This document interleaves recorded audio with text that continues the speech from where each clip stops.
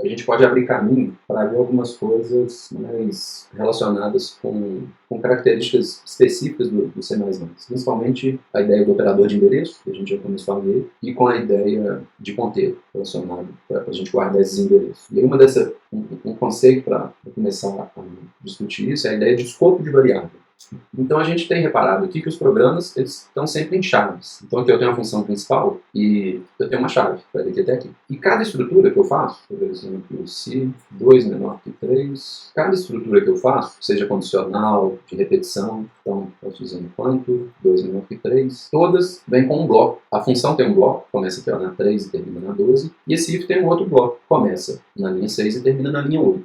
Toda estrutura de controle tem um bloco. E as variáveis, elas têm um escopo, que a gente pode chamar de escopo de bloco ou escopo de arquivo. Por exemplo, se eu faço int x igual a 2, eu posso vir aqui e imprimir esse x. Rodei o programa e ele imprimiu 2. O x, ele existe no escopo de bloco. Qual bloco está o x? Nesse bloco, daqui até aqui. Se eu tivesse criado esse x aqui, ele também está no escopo de bloco, mas é outro bloco. O escopo dele é desse bloco, da linha 5 à linha 8. O que isso quer dizer? Se eu tentar imprimir o x aqui, vou ter um erro. E o erro é, o x não foi declarado nesse escopo. Se eu trocasse aqui por y não foi declarado nesse escopo. Ou seja, dentro desse escopo aqui não tem x declarado. O x foi declarado dentro desse escopo. Então a variável ela é sempre declarada dentro do escopo menor para essa variável. E as chaves, não só elas fazem parte dos comandos, das estruturas de controle, mas as chaves, elas definem blocos novos. Inclusive, eu poderia fazer um bloco aqui sem estrutura de controle nenhum. Isso aqui funcionaria. Eu criei um bloco que não tem if, for, não tem nada. Eu criei um bloco porque eu quis criar um escopo novo. E a mesma coisa, se eu tentar imprimir o x aqui, o y, ele não vai conseguir imprimir. Nem o y, nem o x. Porque o x foi criado no escopo desse bloco do if. Quando chega aqui na linha 8, esse x deixa de existir. Essa memória é desalocada. O y foi criado no escopo desse outro bloco, que é um bloco que eu criei e não quis associar com o comando. Posso fazer isso se eu quiser também. E aí eu garanto que na hora que eu chegar na linha 12, o y também deixa de existir. Então nem o x nem o y existem nesse escopo aqui. Sempre a variável vai ser criada no escopo mais interno e ela deixa de existir dentro desse escopo mais interno. Uma outra coisa que existe, aí a gente chama de escopo de arquivo, ou a gente pode chamar também de variável global. Então eu posso criar assim, int z igual a 3. Esse z eu posso imprimir aqui, posso imprimir onde eu quiser. A boa prática é nunca criar variável em escopo de arquivo. Porque se eu crio uma variável em escopo de arquivo, eu nunca mais consigo tirar ela de lá, ela nunca vai ser deletada. Durante toda a execução do programa, essa variável vai estar lá. Principalmente se for um programa que eu vou passar para outra pessoa e depois essa outra pessoa vai usar o programa, ou principalmente uma biblioteca que outra pessoa vai usar para fazer o programa dela. Se eu coloco uma variável no escopo do arquivo aqui, depois a pessoa vem num bloco e cria uma outra variável com o mesmo nome, agora eu vou ter conflito. Então qualquer pessoa que for usar o seu programa depois, você está criando conflito entre os dois. E aí o nível desse conflito depende do escopo de erro que você pediu o seu compilador para pegar. Nesse caso aqui, ele achou que valeria a pena me dar um aviso, mas ele não me proíbe compilar. Tem outros casos onde ele pode simplesmente me proibir de compilar e falar, já existe uma variável assim em escopo de arquivo. Qualquer um dos dois casos, com ou sem um aviso, não são bons, não vão funcionar bem. Mas aqui a gente está deixando a gente está deixando só o aviso e a gente não vai colocar isso como erro de compilação porque a gente quer fazer exemplo, etc. A gente está indo discutindo o assunto. Então sempre que eu tenho um bloco mais alinhado internamente, um bloco alinhado mais interno, a variável ela existe só naquele escopo mais interno. Se eu criar uma variável com o mesmo nome no bloco interno e no externo, aí a coisa muda um pouco. O que acontece? Criei um int x e ele vale 1. Criei um outro int x e ele vale 2. Só vendo que ele não deu erro. Mas se eu olhar qual o erro que está aqui, o que ele vai dizer é assim, a sua variável x, nesse bloco interno, está ocultando a sua variável x do seu bloco mais externo. E aí ele pede para dar uma corrigida nisso. Porque é confuso. Eu vou imprimir o valor do x. Ele imprimiu 2 e não 1. Se eu ficar repetindo o nome de variável, isso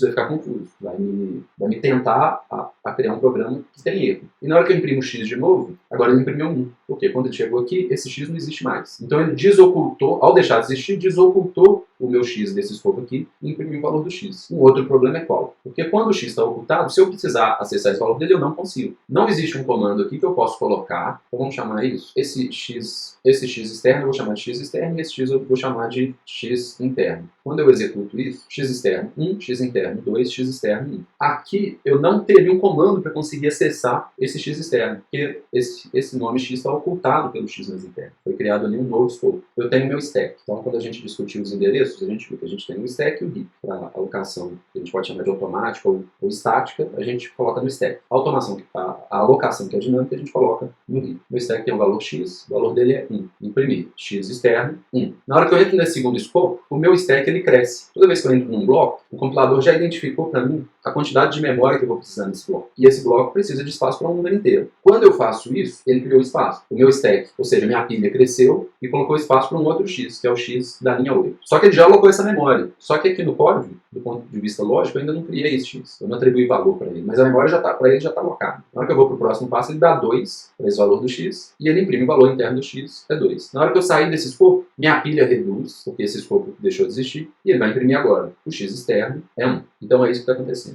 Tá? Sempre que eu crio um novo escopo, essas variáveis desse escopo novo, elas podem entrar para a pilha. Ele aloca memória para mim, para eu colocar essas variáveis. Isso poderia ser para qualquer estrutura. Poderia ser uma estrutura assim, para int i igual a 0, enquanto i menor que 2, mais. Então eu fiz uma estrutura de repetição. Poderia imprimir o meu i interno e poderia imprimir meu x interno. Uma coisa interessante, vocês vão notar aqui, é o meu i também tem escopo de bloco, do bloco do for. Criei meu x, criei o i. E criei o segundo x. Olha, eu tenho 3 variáveis aqui. Repeti isso 2 vezes. Na segunda vez que eu repeti, ele cria outro x. E na hora que eu saio do for, esse i não existe mais. Ele está no escopo do for. Então ele não existe mais. Eu não poderia vir aqui e fazer isso. Não vai funcionar. Ele vai falar, não existe i declarado nesse escopo. Se eu quisesse muito fazer isso, o que eu precisaria fazer? Eu declaro o i aqui fora, e aí aqui a minha inicialização vai só dar valor para esse i que já existe aqui fora. Fora isso, o i não existe nesse escopo aqui, externo. Se a gente visualizar isso aqui, deu o erro, por causa do externo, que ele está no escopo interno. Então, de novo, poderia fazer isso, e aí a gente vai ver o que acontece. Então, comecei o escopo do meu main. Na minha pilha já tem espaço alocado para o meu x e para o meu i. Meu x e para o i. Os dois estão no escopo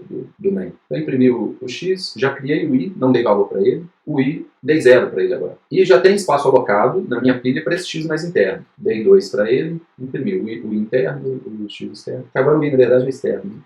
E pronto. E aí, a cada execução aqui no escopo do for, eu criei um novo x, mas no escopo do for eu não criei o i. O i, ele existe nesse escopo externo. Se o i tivesse no escopo interno, então esse código, como está, não vai funcionar. Porque essa linha aqui, o i não está declarado nesse escopo. Se a gente tirar esse erro, então, na hora que eu entro no escopo do main, ele já criou para mim um espaço para o x. E já vai ter criado para qualquer variável que eu precisar dentro do main. Imprimi o valor do x, entrei no meu loop. Agora aqui sim, eu coloquei o meu i na minha pilha. E nesse escopo eu coloquei o x, o outro x mais interno, que vai ocultar o x externo. E sempre que eu vou para uma próxima execução do loop, ele cria um outro escopo e um outro x. Pronto, saí do loop, o i deixa de existir. Então não existe o i mais na pilha. Então algumas alterações. A primeira a gente já viu. Se eu quisesse ver o valor do i aqui, eu teria que ter declarado esse i antes de entrar no for. Em algumas situações isso pode ser útil. Às vezes eu faço alguma repetição e aí eu quero ter certeza de quantas vezes a tal coisa foi quantas vezes os comandos foram repetidos, eu quero, né, ver quantas vezes o contador foi incrementado, então às vezes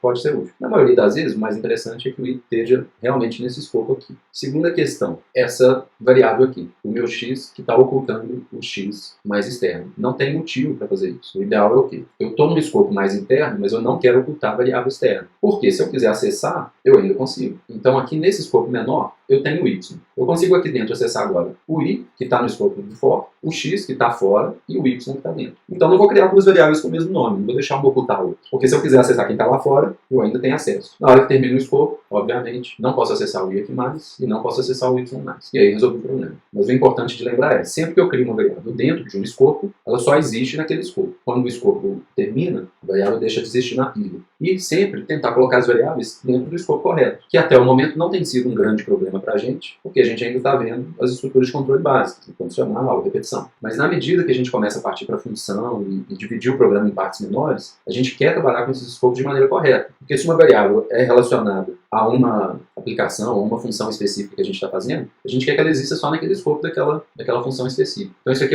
ajuda muito a gente a organizar os programas que a gente faz.